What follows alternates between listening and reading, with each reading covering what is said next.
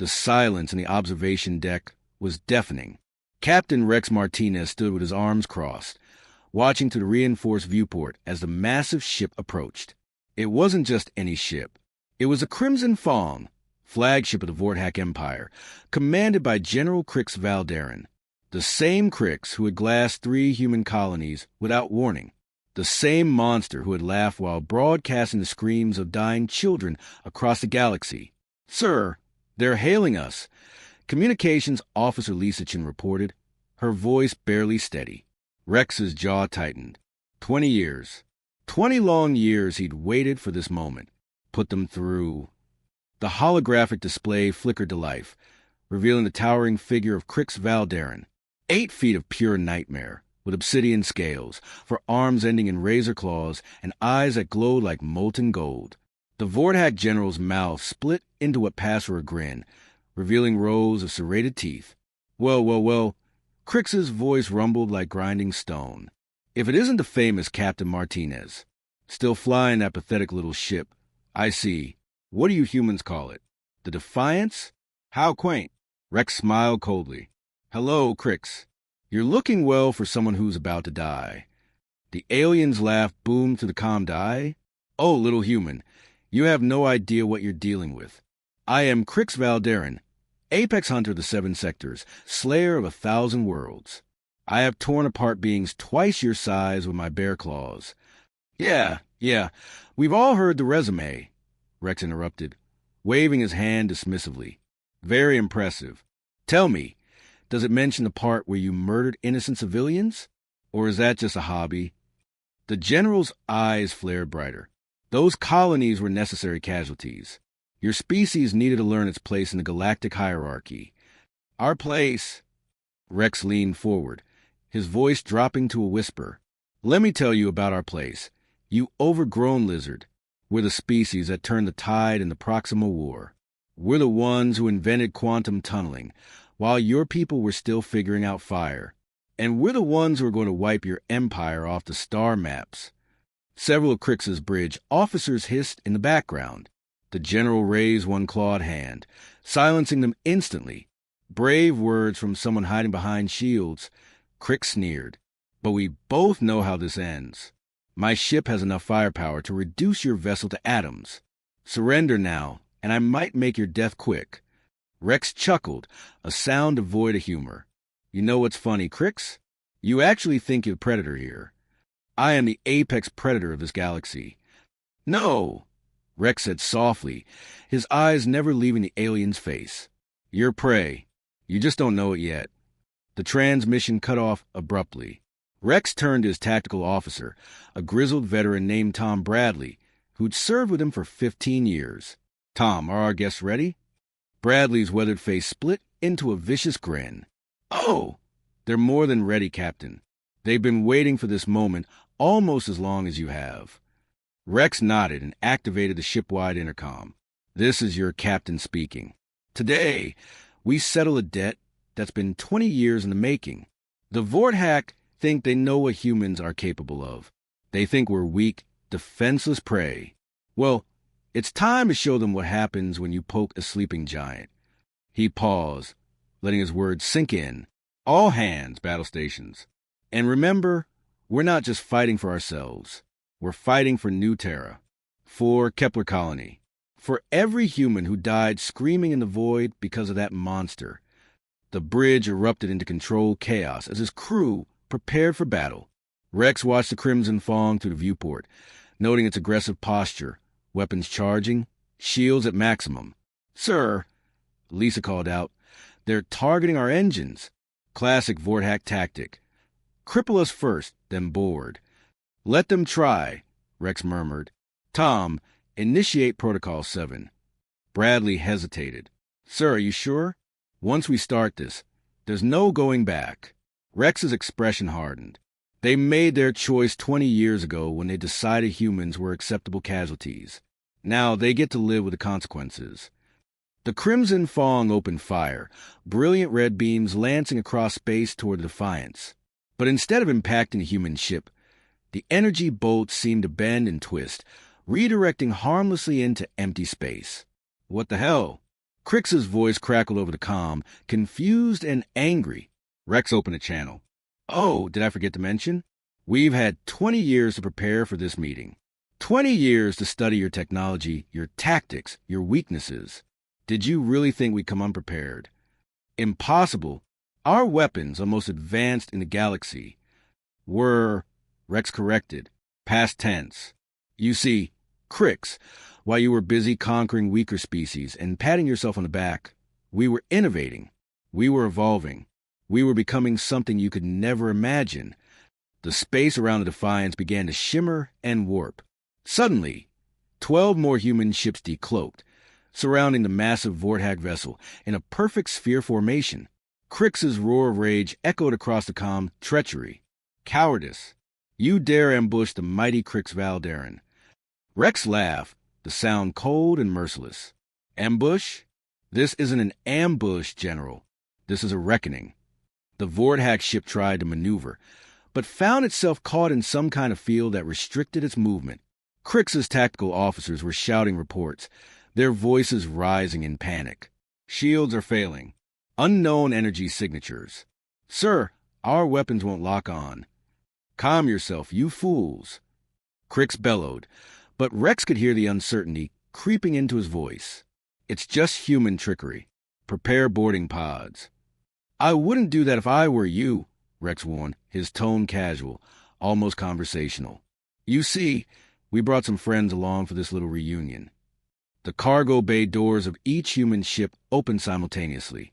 What emerged wasn't human technology. It wasn't any kind of technology at all.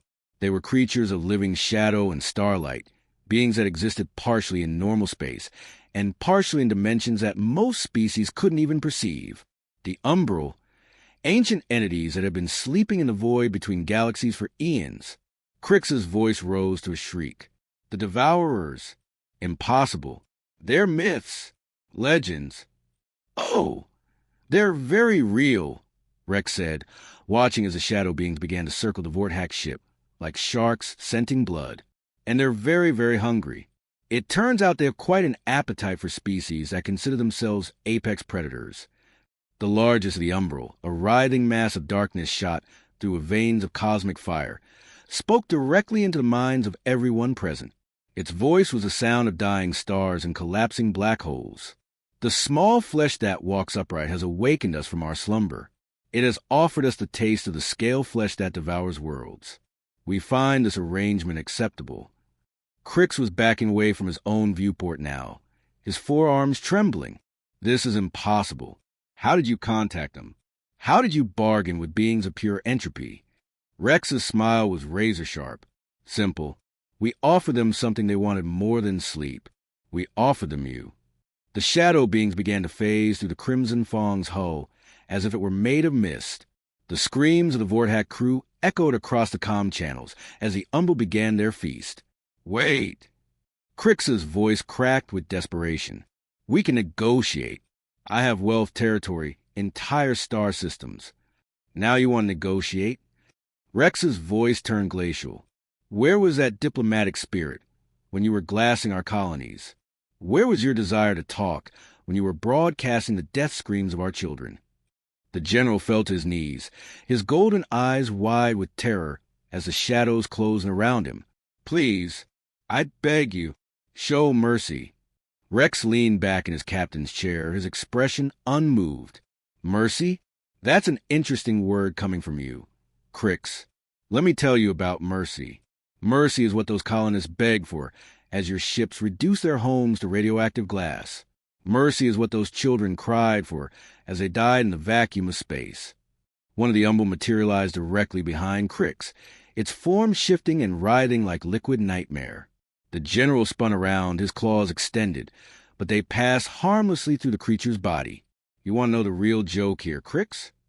Rex continued, his voice carrying across the comm. You always wonder why humans were different, why we kept fighting when other species surrendered, why we never gave up, even when the odds were impossible. The shadow being reached out with appendages that seemed to exist in multiple dimensions simultaneously. Where they touched Krix, his scales began to dissolve, revealing the raw terror beneath his predatory exterior. It's because we're not the prey, General.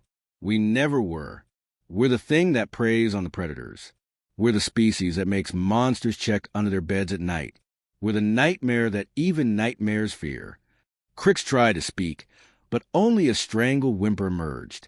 The Umbral had begun to feed, not just on his physical form, but on his essence, his memories, his very concept of self. And the beautiful part? Rex's voice dropped to a whisper. They're going to keep you alive through every second of it. You're going to experience what those colonists felt. Every moment of terror. Every instant of helpless despair. But unlike them, you don't get the mercy of a quick death. The last thing Krix Valderon saw before his consciousness was dragged into the hungry void was Rex Martinez's cold smile and the words that would echo through his dying thoughts. Welcome to humanity's definition of justice. The comm channel went dead. The Crimson Fang, once the most feared ship in the galaxy, drifted lifeless in space, its crew consumed by beings older than civilization itself. Rex stood and straightened his uniform. Tom sent a message to High Command. Operation Nightfall is complete. The Vorthak Empire's greatest weapon has been neutralized. What about the rest of their fleet, sir? Rex looked out at the stars, where other human ships were already jumping to hyperspace, carrying their Umbral allies to new hunting grounds. Let them come, he said quietly. Let them all come. It's time the galaxy learned what happens when you declare war on humanity. As the Defiance prepared to jump to hyperspace, Rex took one last look at the dead Vorthak ship. 20 years of planning, 20 years of preparation, 20 years of cold fury had led to this moment. But this was just the beginning. 3 weeks after the destruction of the Crimson Fang, the Vorthak High Council convened an emergency session. The Grand Chamber on their homeworld of Kassix Prime had never witnessed such chaos. Dozens of species representatives from across the Empire filled the circular amphitheater, their voices raised in panic and accusation. Admiral Zef Karoth, the Empire's supreme military commander, stood at the center podium, his massive frame radiating barely controlled fury. Unlike Krix's obsidian scales, Zef's hide was a deep crimson, marked with battle scars from countless campaigns. His 6 arms gestured wildly as he addressed the assembly. 17 fleets, his voice boomed across the chamber. 17 of our most powerful battle groups vanished without a trace. Not destroyed, not defeated, simply gone. Counselor Vex Thalanis, a serpentine being with 3 heads, hissed from the upper tiers. The humans are using forbidden magic. They have awakened the old devourers, the shadow things that feast on souls. There is no magic, Zef roared, slamming his primary fist on the podium. Only technology we don't understand. But mark my words, I will uncover their secrets, and I will use them to burn every human world to cinders. The chamber erupted in discussions, arguments, and barely restrained panic. Through it all, one figure remained silent. Empress Yara Vex, the ancient ruler of the Vorthak Empire, sat on her obsidian throne, her 8 eyes closed in meditation. When she finally spoke, her voice cut through the chaos like a blade. Silence. The word carried such authority that every being in the chamber immediately stopped talking. Yara opened her eyes, each one a different color, representing the different psychic abilities she had accumulated over her 1,000-year reign. Admiral Karoth, she said softly, tell me about this human captain, the one who destroyed Krix. Zef straightened. Rex Martinez, captain of the ship called Defiance. Age 45, former military, lost his family in our pacification of the Kepler colony 20 years ago. Intelligence suggests he's been planning this revenge ever since. Revenge, Yara mused, the word rolling off her forked tongue. Such a human concept. Most species accept their place in the natural order. The strong consume the weak serve or die. But humans... She paused, her multicolored eyes gleaming. Humans seem to believe they can change that order through sheer force of will. Their delusional majesty, Zef declared. No species can stand against the might of the Vorthak Empire. I request permission to mobilize the entire fleet. We'll crush these insurgents once and for all. Yara's laugh was like breaking glass. The entire fleet? Admiral, In 3 weeks, these humans have eliminated nearly half of our military strength. And you want to give them more targets? Before Zeph could respond, alarms began blaring throughout the chamber. Emergency lights bathed everything in red as a communications officer rushed in, his scales pale with terror. Majesty, human ships have appeared in the outer system. They're requesting an audience. The chamber exploded into renewed chaos. Some demanded immediate attack. Others counseled retreat. Through it all, Yara remained calm, almost amused. "How many ships?" she asked. "Just one, Majesty. The same vessel that destroyed Krix. The Defiance. One ship." Zeph's voice cracked with disbelief. "One ship dares enter our home system?" Yara stood slowly, her ancient joints creaking. "Put them through. I wish to speak with this Captain Martinez." The massive holographic display in the chamber's center flickered to life, showing the bridge of the human ship. Rex Martinez appeared larger than life, his weathered face calm and confident. Behind him, his crew worked with quiet efficiency. "Empress Yara," Rex said with a slight nod. "You're looking well for someone who's about to lose her empire." The insult sent shockwaves through the assembly. Several younger Vorthak warriors started to move forward, claws extended, but Yara raised one hand, stopping them. "Interesting," she said, studying the human captain. "Most beings grovel when brought before the throne of the Vorthak Empire. You seem remarkably composed for someone who's outnumbered several billion to one." Rex shrugged.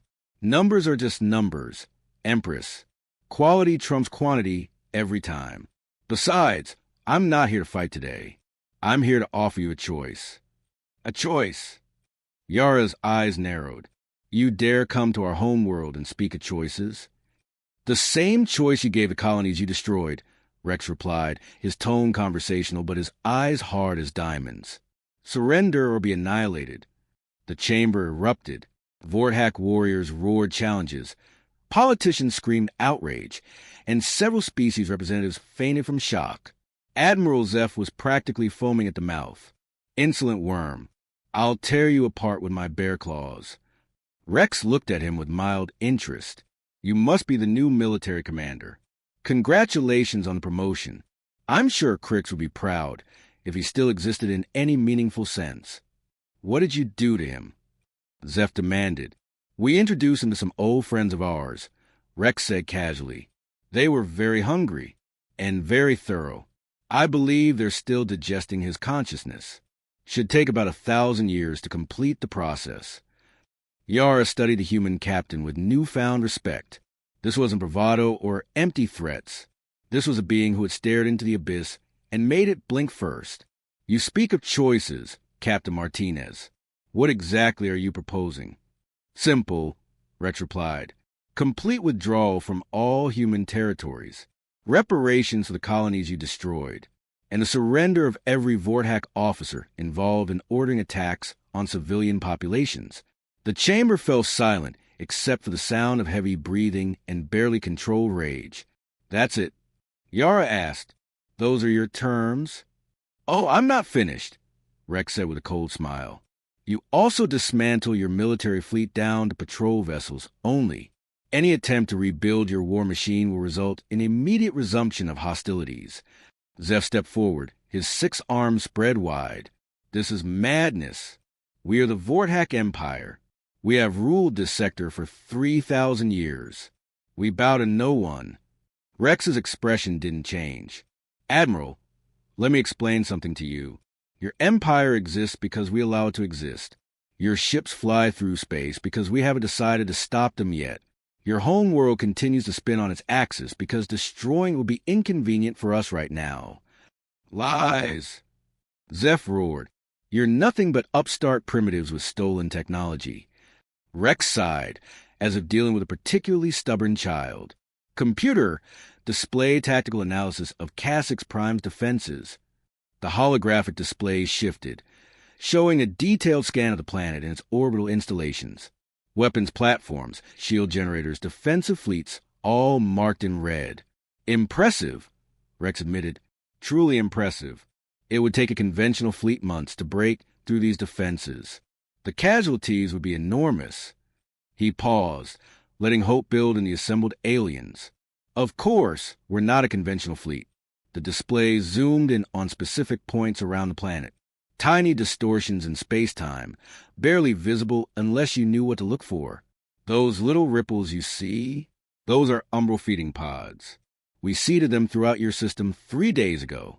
Each one contains approximately 50 shadow entities, all very hungry, all very patient. Yara's multicolored eyes widened in genuine fear for the first time in centuries. Impossible. Our sensors would have detected any intrusion. Your sensors are designed to detect matter and energy, Rex explained patiently. The Umbral exists primarily in folded space. They're here but not here, present but not present. It's complicated, but the important thing is that they're positioned at every major population center on your world. The chamber had gone deathly quiet. Even the most aggressive warriors were beginning to understand the implications. "One word from me," Rex continued, "and 5 billion Vorthak become a light snack for beings that view entire galaxies as hunting grounds. The choice, as I said, is yours." Admiral Zeph's rage finally overcame his sense of self-preservation.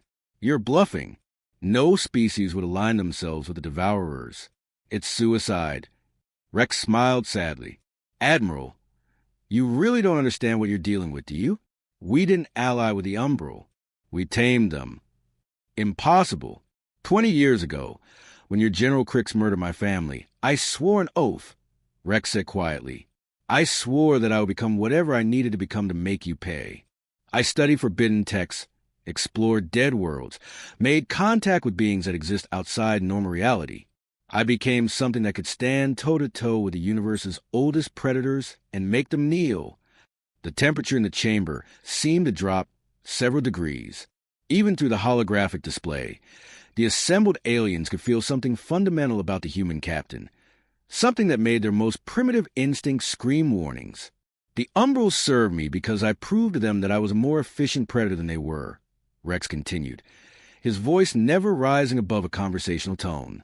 "I showed them that sometimes the best way to hunt is with patience, planning, and the kind of cold fury that only comes from having everything you love torn away from you." Yara leaned forward on a throne. "What are you, Captain Martinez?" Rex met her gaze steadily. "I'm what happens when you push humanity too far. I'm the line you never should have crossed. I'm the price of your arrogance." He stood up from his captain's chair, and for a moment, the shadows behind him seemed to move independently of any light source. "You have 1 hour to decide," he said. "Accept my terms, and your species continues to exist. Refuse, and we'll show you why the galaxy's oldest predators call humans the shepherds of the final dark." The transmission cut off, leaving the chamber in stunned silence. Empress Yara sat motionless for long minutes, her ancient mind processing possibilities and consequences. Finally, she spoke. "Admiral Zeph."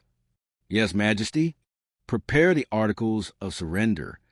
"Majesty." Zeph's voice cracked with disbelief. "We cannot yield to these primitive savages."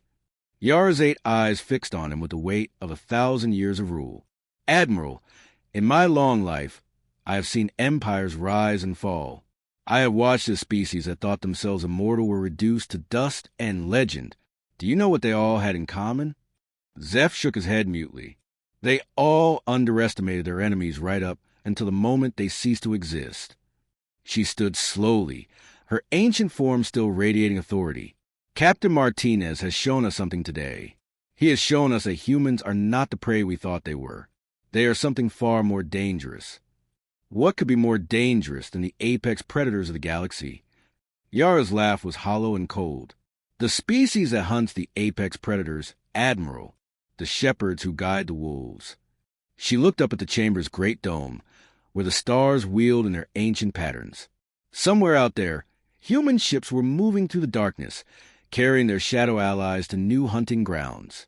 "Send the Articles of Surrender to Captain Martinez," she commanded, "and pray to whatever god you believe in that he's feeling merciful today." As the chamber emptied, Yara remained on her throne, contemplating the rise and fall of empires. Outside, The first of the Umbral feeding pods began to phase back into folded space, their hunger temporarily sated by the fear of an entire world. The age of Vorthak dominance was over. The age of humanity had begun. And in the darkness between the stars, Rex Martinez smiled as he set course for home, knowing that sometimes the best way to end a war is to become the thing your enemies fear most. The galaxy's strongest predator had learned to bow to a human. The lesson would not be forgotten.